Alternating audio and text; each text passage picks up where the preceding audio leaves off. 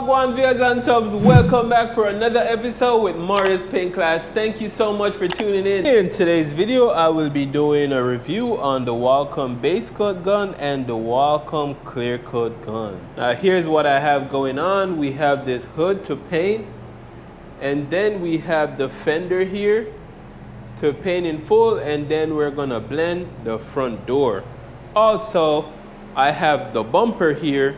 The bumper was sealed and it has one coat of base coat on it from yesterday. So what I did today when I came in, I just scuffed it up to make sure that I have proper adhesion when I start applying my paint. To get started, I will use my GTI ProLite High Fire version to lay down some blending additive.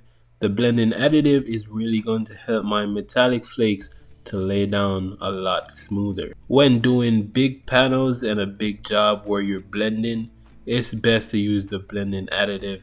It'll help out a lot. Even if you're a pro at this, the blending additive still goes a long way.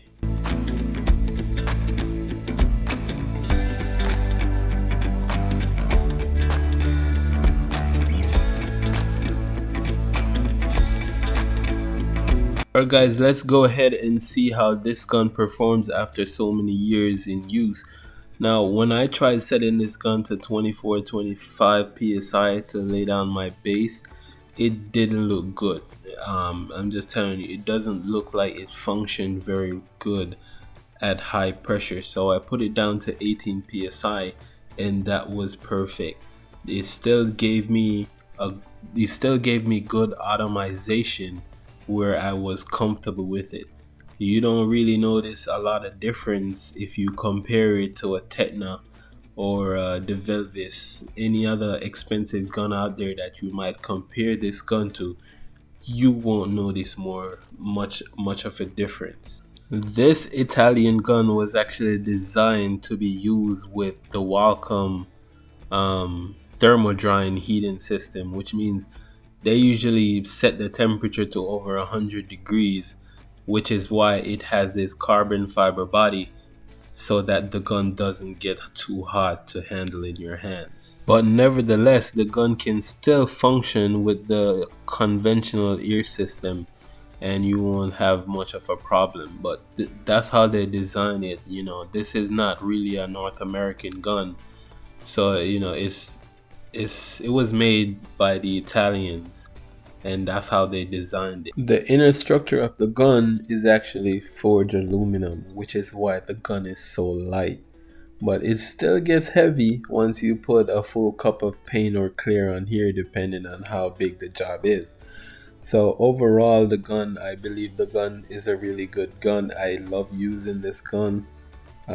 This gun is actually not mine and it's been used for years now, at least 2 to 3 times a week, and it still holds up pretty good. The only thing you might notice after a while is that the body might start to look unappealing due to the material that it's made of. So this is the first coat laid down, and as you can see, it looks really good. The gun is doing a great job all by itself.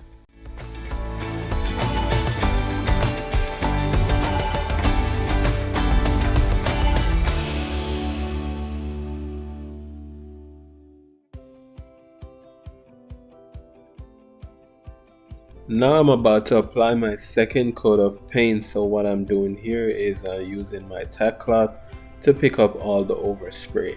I'm not exactly painting the hood in full. There was just some burn through on the edges, so I had to take care of those real quick. Nothing too problematic.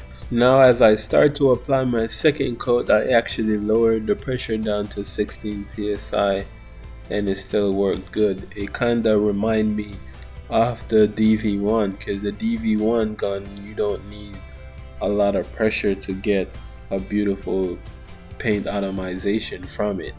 So this gun functions a lot like the DV1 in my opinion. Now let's talk about what I didn't like about this gun. I didn't like how this gauge, the digital gauge, is set up on the gun. A lot of people complain about that.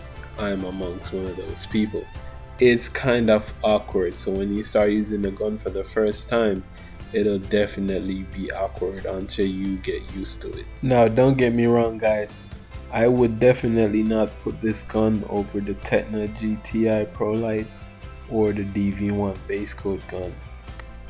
But at the same time, the gun is no better or worse. It's still a top of the line gun, and this review is not to convince you to buy the gun. This is up to you to decide if you want the gun or not.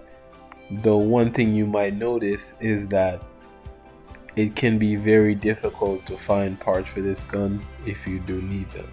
Now, I know you guys been dying to figure out what the setup was with this gun. Now, there is no special settings that I use for this gun. I set up all my guns the same.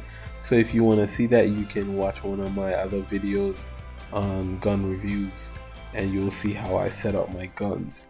Now, one thing I can tell you guys is that I find that using the 1.2 rather than the 1.3, the 1.2 really gives me better atomization. So I prefer to use the 1.2 for metallic colors especially. The 1.3 works better with the clear coat, as the clear coat is much thicker than the paint.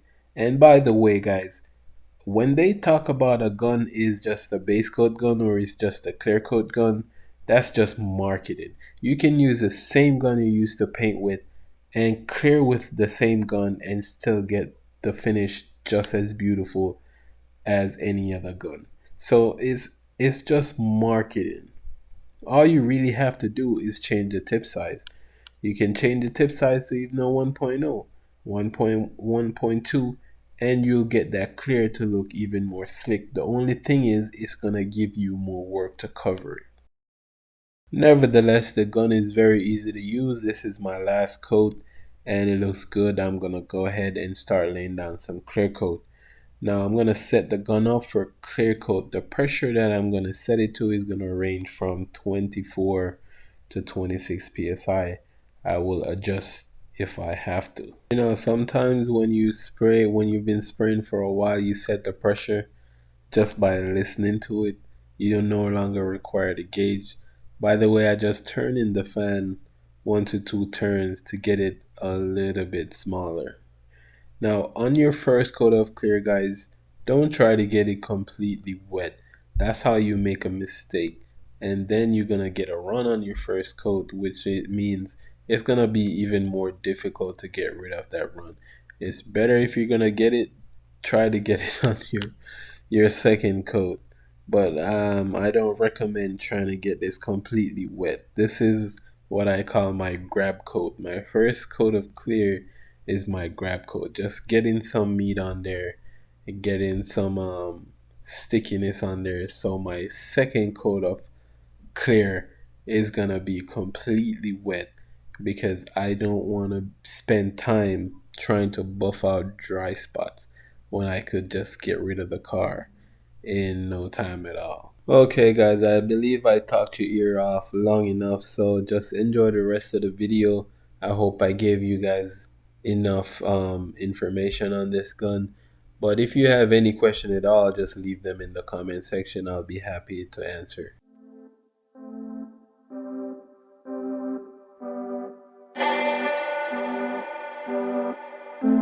Stepping on your roller coaster, going down, but I never felt this high. Biggest ride of the century. Wanna drop into the ocean, wanna feel like we're the only ones around, but I'm lost, you got me clueless.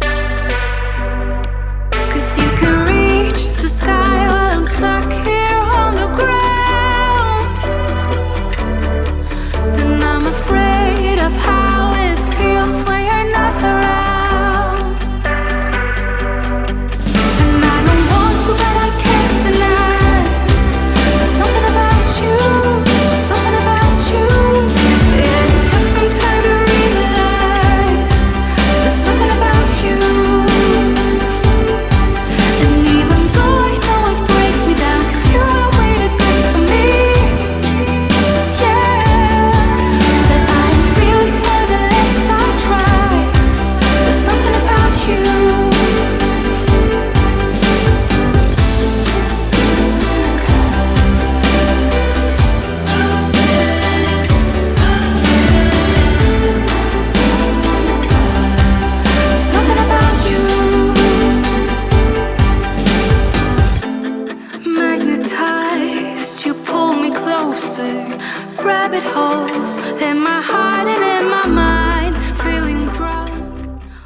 here we go, guys. This is what my second coat looks like, and this is actually the following day.